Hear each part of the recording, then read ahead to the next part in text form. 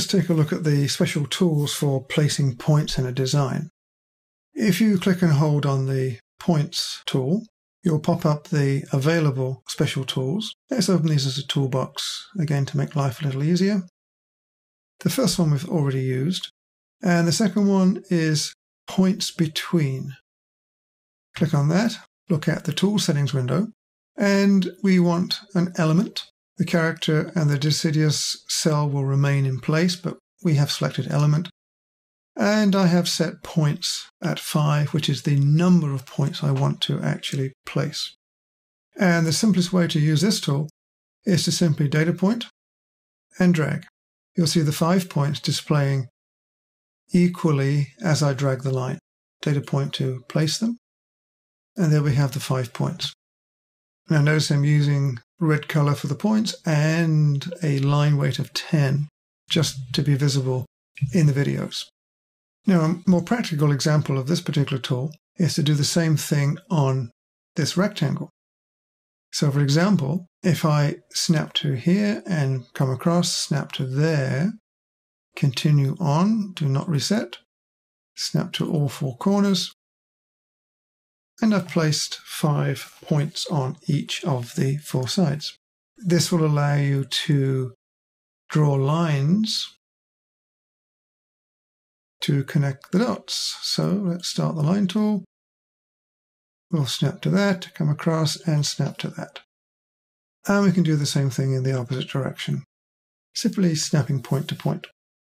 Now this is obviously a fairly slow method compared with using AccuDraw, where we can hit F11 to activate AccuDraw and press K at the keyboard to open the Snap Divisor setting, where we would set that to 5 and hit OK, and then we would automatically snap from the 5th point to 5th point in each case.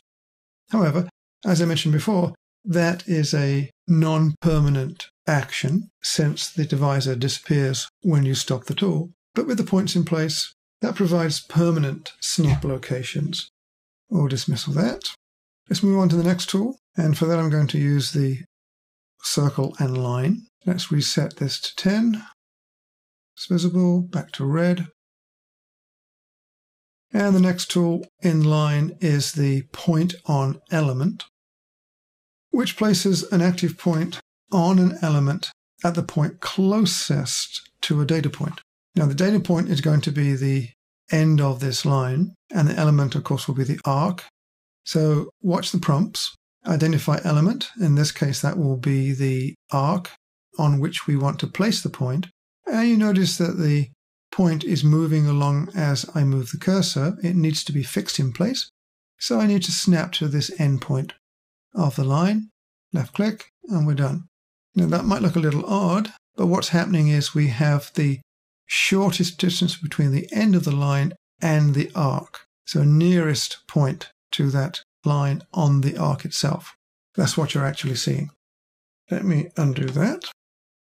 The next tool to look at is the Construct Active Point at Intersection. And all I need to do is watch the prompts and select the first element for intersection, which will be the arc.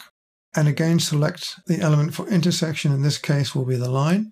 And automatically the point is placed at the projected intersection.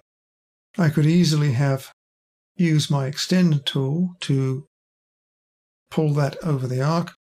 Use the tool again, select the arc, select the line, and there's my point. So either way, projection or actual intersection. Let's move on to the next tool. And before I do that, I'm going to undo that point placement. Next tool is Construct Points Along an Element. I'll use 5 points again. And in this case, we need to select the start point for the point. I'll snap to the end of the arc. And now when I snap to anywhere along the length of the arc, there, for example, that will be the other end point for the point placement. Let's try that a little differently. Let's do it again. Start there. I want to use the intersection of the line in the arc. So F11 and I for intersection, and select the intersection. And there are my points. If you wanted the 5 points all along the arc, simply select both ends of the arc. And the last tool is construct active point at a distance along an element. In other words, how far along an element do I want to place a point? So let me undo that point placement. The distance in the tool settings window at the moment is set to 6 inches, which is fine for my arc size. So I need a start point. So snap to the end point, move the cursor in the direction I want the point to go, and data point. And the point is now placed at 6 inches from the end of the arc. Let's change that to, say, 1'6". Repeat the process, snap to this end, indicate I want to go in that direction, data point, and there's my next point. And this works from either end. Let's make that 2. Snap to that point, move my cursor in this direction, and there's my third point. So very straightforward. Note that if you made the distance greater than the length of the arc in this place, you'd get an illegal definition, and you would have to scale back the distance dimension. So, as always, please practice, try different point styles, try different options, try the different tools.